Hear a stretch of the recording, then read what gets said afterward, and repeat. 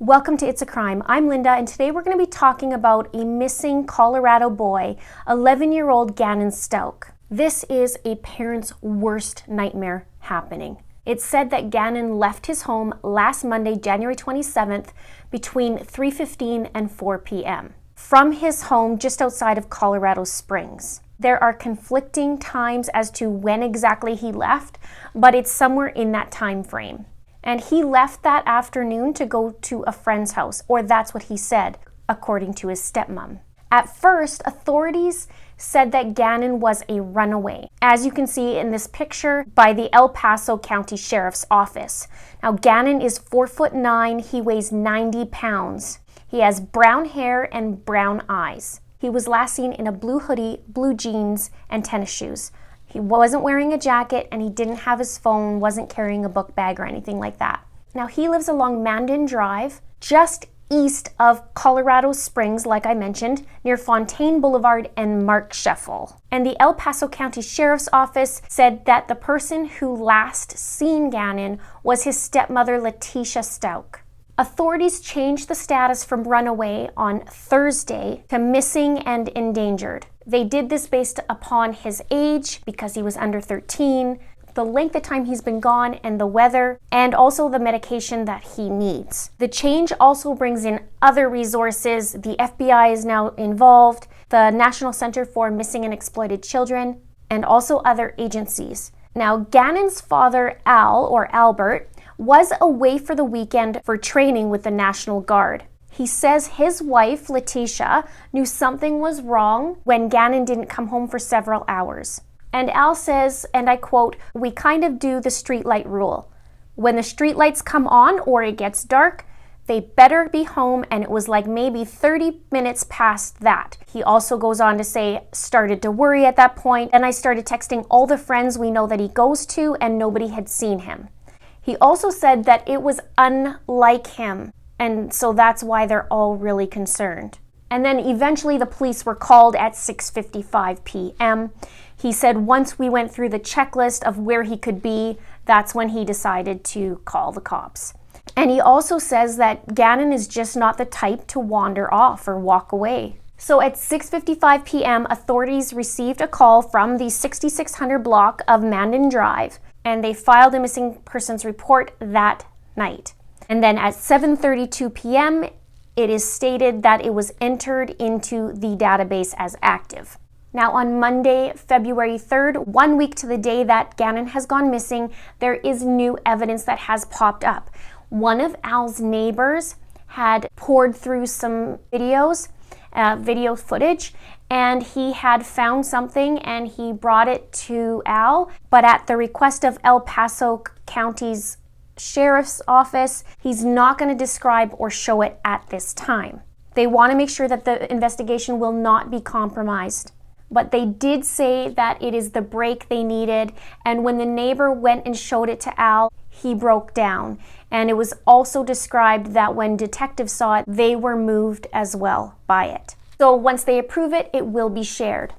Now, volunteers have come together in the last week to really show their love and support and to try and find Gannon. There was even children writing on the sidewalks in chalk saying, "We love you, come home, Gannon." It was really touching. There was also reports that one guy who had been in the military for 12 years actually sent a drone up to go look. And he said that because Al was part of the military, he said that I will have his back.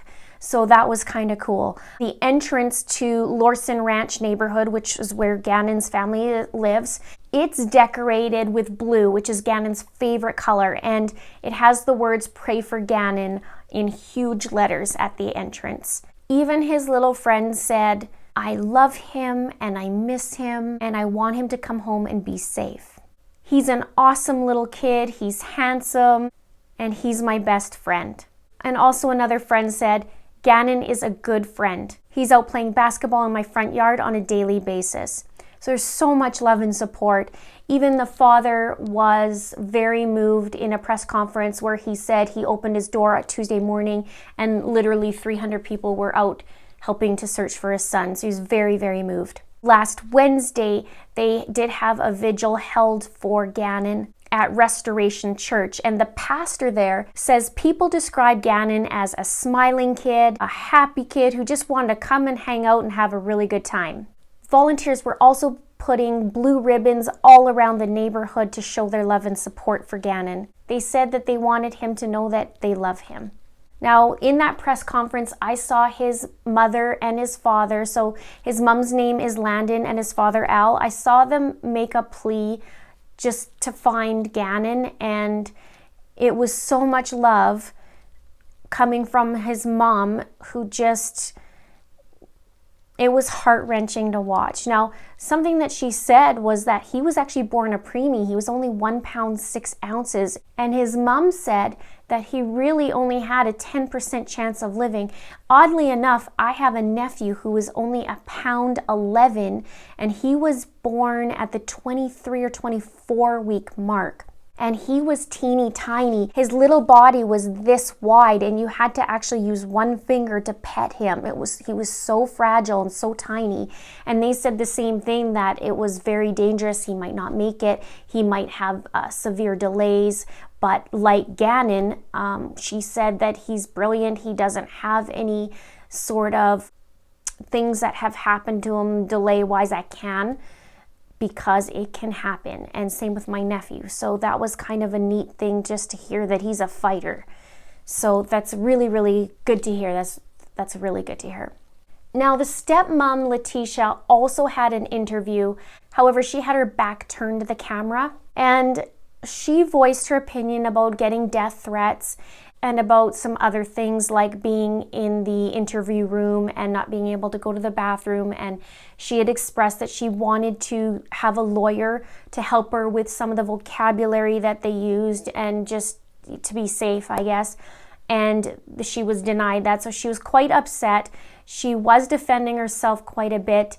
But what really struck me as odd, and I don't want to get too much into it, but what was odd was that she was talking about she wasn't able to be in her own home. I thought that was weird, but maybe because she's not biologically related. I'm not too sure. If you guys know the Colorado state laws and how that works, just let me know in the comments below, because I found that a little bit weird.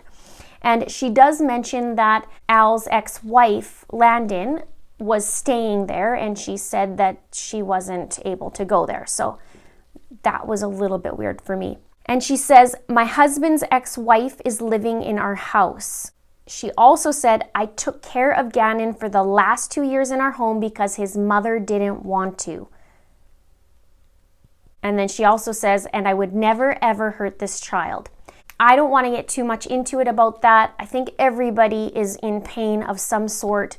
Probably doesn't feel too good if she's being blamed for something that she didn't do. I don't know if she did or not, but it wouldn't feel fun if you're innocent and you're getting blamed, and you probably feel not that great because you're the last person to see the child, right? To see Gannon. So I don't want to make any opinions right now, but I want to give you the facts. And I will put the link below so that you can see that interview if you'd like. Also today, investigators actually went back to Gannon's home and did quite a lengthy search from what I was reading. Investigators went into the home with gloves and came out with bags of evidence. So I'm sure we'll start to hear more soon, hopefully. So between the new footage that was found of Gannon and then the house being inspected today, or evidence gathered there, hopefully that'll give them the break they need to find out what the heck is going on. This little boy doesn't have a phone, he doesn't have a jacket, he just has a hoodie on, and from my understanding, it's getting quite cold in Colorado. Now, his stepmom did talk about them going on a hike that day and then going to Burger King. She did ask her older daughter to stand with her on camera and state that she did see Gannon that day after they went on the hike. And the place that they went to is very beautiful. We'll find out more about that. I'm not going to get into it too much into this video, but it is very beautiful there. Now, the sheriff's office is accepting applications for volunteers, and I will put the link below, so if you are interested, you can apply. Any tips you may have, please call 719-520-6666. Have you been following this case? What are your thoughts? I would love to hear them. Don't forget to subscribe if you haven't done so already. There's lots more coming. Let me know too if you want me to cover a different case. I'd be happy to look into it. Click the like button, click the share button. Thank you so much for watching. See you soon.